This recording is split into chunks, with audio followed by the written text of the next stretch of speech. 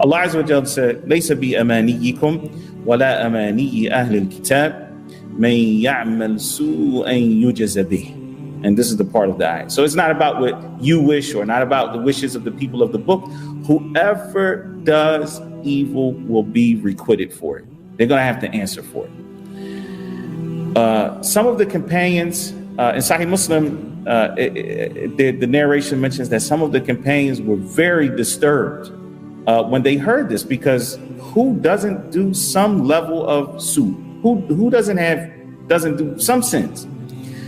And in other narrations in the Muslim, Imam Ahmad mentions that, one of the people was actually Abu Bakr radiallahu ta'ala anhu himself, who went to the Prophet sallallahu alaihi wasallam and showed his concern.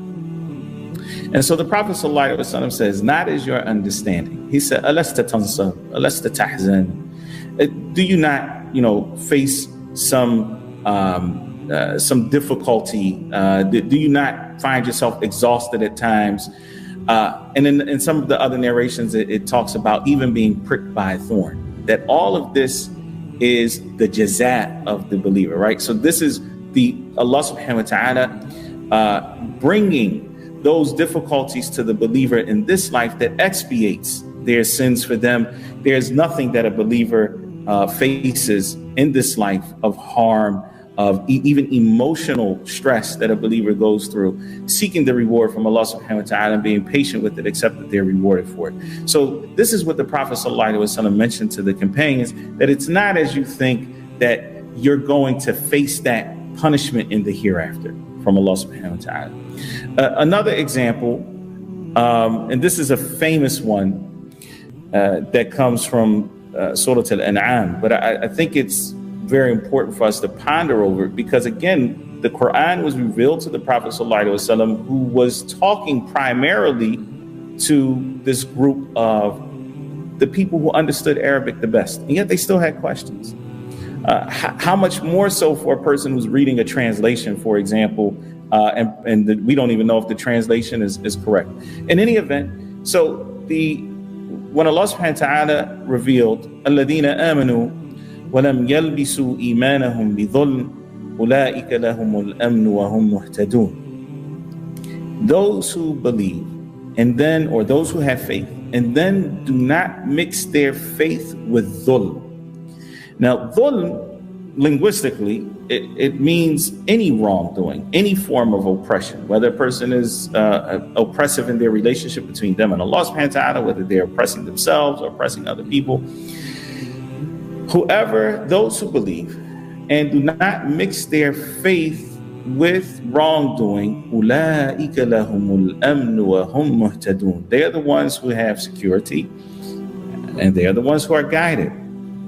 When this ayat was revealed, some of the companions went to the Prophet ﷺ, and they said to him, وَأَيُّنَا لَمْ يَظْلِمْ نَفْسَهُ. And who amongst us has not harmed himself or wronged himself? And the Prophet ﷺ said, it's not as your understanding. Have you not heard the statement of Al-Abd al-Salih, the righteous servant, Luqman, when he said to his son, Inna ash-shirka la dhulmun azim. Ya bunayya la tushrik billah, inna ash-shirka la dhulmun azim. Oh, my son, do not associate partners with Allah. Do not commit shirk. Indeed, shirk is a great sin.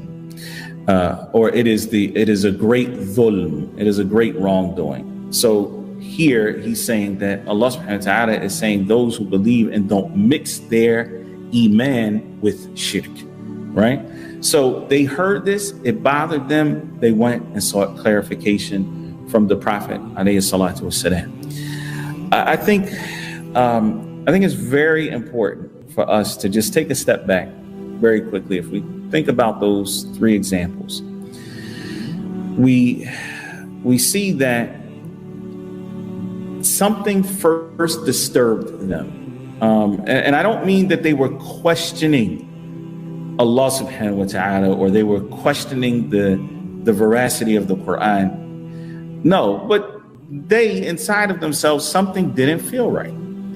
And because it didn't feel right, they went and they sought an answer. Now, here, the point to note is that they had the greatest person on earth to ask any question ever about the deen, and that's the Prophet alayhi salatu wasalam. So it wasn't like they were at a loss of who can they go to. And I think it's very important for us as well that as we read the Quran and we come across things that maybe we're not understanding, or we realize that something is, I'm feeling a little uncomfortable about this, that we seek out knowledgeable people who can answer those questions for us. You can start local. You can start with your local imam, whoever you have a relationship with. And then now with this virtual world that a lot of us live in, you can even ask many people virtually. And that is a favor from Allah subhanahu wa ta'ala that did not exist even, just a couple decades ago. I mean, not to mention, hundreds of years ago, but just even a couple decades ago, the thought that you'd be able to connect with, scholars all over the world and be able to ask some of the questions that you have to get clarification, it just didn't exist. In fact, even the literature did not exist to clarify certain things.